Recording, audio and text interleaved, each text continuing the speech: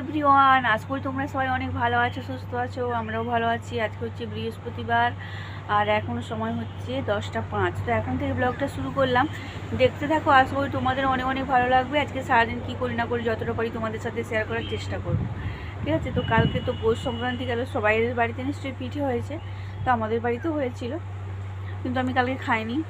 মাকে ব্লগগুলোতে বলেছি খাইনি, আজকে খেয়েছি। আজকে আবার বানিয়েওছি, ঠিক আছে। আজকে প্রচুর হাওয়া ছাদে, রোদ ভালো আছে কিন্তু হাওয়াটাও প্রচণ্ড, ঠিক আছে। আর কালকে তোমাদের মনে দেখেছিলাম আমাদের ডালিয়া ফুলটা একটু একটু ফুটেছে, আজকে আবার একটু ফুটে দেখাচ্ছি তোমাদের। তার রঙটা এত মিষ্টি, আমার তো কিন্তু খুব ভালো লাগছে দেখাচ্ছি। বন্ধুরা কি সুন্দর রঙটা, একটু একটু করে কালকে একটু ফুটছিল, আবার আজকে একটু হেভি সুন্দর লাগছে কিন্তু দেখতে। তোমরা কিন্তু কমেন্ট করে জানিও তোমাদের কার কার এই রঙটা পছন্দের। আর আমাদের বাড়ির এই যে ধনেপাতা বুনেছিলাম, এত মানে কী বলে ঘন হয়ে গেছিলো, আমি তবু মাঝখান থেকে তুলে নিয়েছি, তবুও এখনও ঘন আছে। খাচ্ছি, আবার কিনেও নিয়ে এসছে কর্তামশাই। আর এই গাছটাতে অনেক দিন পরে এই যে কুঁড়ি এসছে, এবার ফুল ফুটবে। আগের বছর কিন্তু এই টাইমটায় শীতকালে প্রচুর ফুল হয়েছিল, এবছর তো দেরি হয়ে গেল, ঠিক আছে। আর বলেছিলাম এইগুলো কি ফুল হবে তোমরা একটু জানাবে। তো আমি তো ফুলটার নাম জানি না যে এইরকম সাদা রঙের ফুটেছে, ঠিক একবারে পিঠ সাদা না, একটু কি বলে কি মিশা আছে কালারটা, আমি বলতে পারছি না।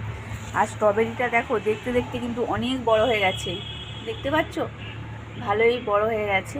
এবার পাকবে আর কিছুদিন পর। এটা হালকা রং ধরেছে, ঠিক আছে।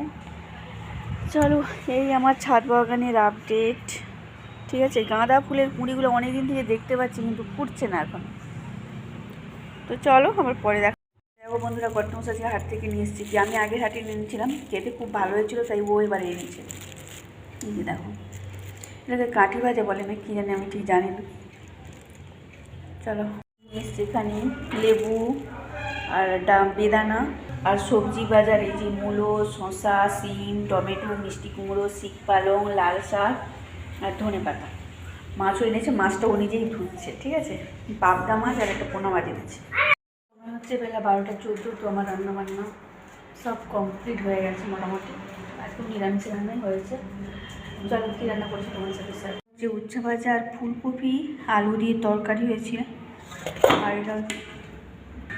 এটা হচ্ছে লাল শাকের ঝাল, এই সবে মাত্র নামালাম, ওই জন্য ধোঁয়া উঠছে।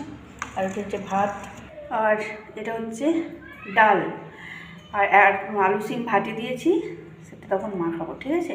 সময় হচ্ছে 1টা 27 দুপুর। তো আমাদের খাওয়া দাওয়াই হলো। এখন ছাদে এসেছি, জামা কাপড়গুলো মিলবো আর শুকনোগুলো কুড়াবো, আর কি ভালো লাগছে না, ঠিক আছে। দেখো সকালবেলা দেখে গেছিলাম ফুলটা কীরকম ফুটছে, আর এখন দেখো অনেক সময় ফুটে গেছে। দেখো এখন একটু বেশি ফুলে লাগছে, বেলা হবে যত তত মানে ফুটবে। কালারটা খুব মিষ্টি কালার, ঠিক আছে। আর রোদটা আজকে একবারে পুরো ঝাঁকাশ বেরিয়েছে, ঝাঁকাশ রোদ। এবার রোদ চড়া হবে একটু একটু করে, ঠিক আছে। চলো। আর হ্যাঁ দেখো, এই ফুলগুলোও তখন মনে হচ্ছে আমার যে এতটা ফুটছিল না, দেখো এখন কত সুন্দর ফুটে গেছে।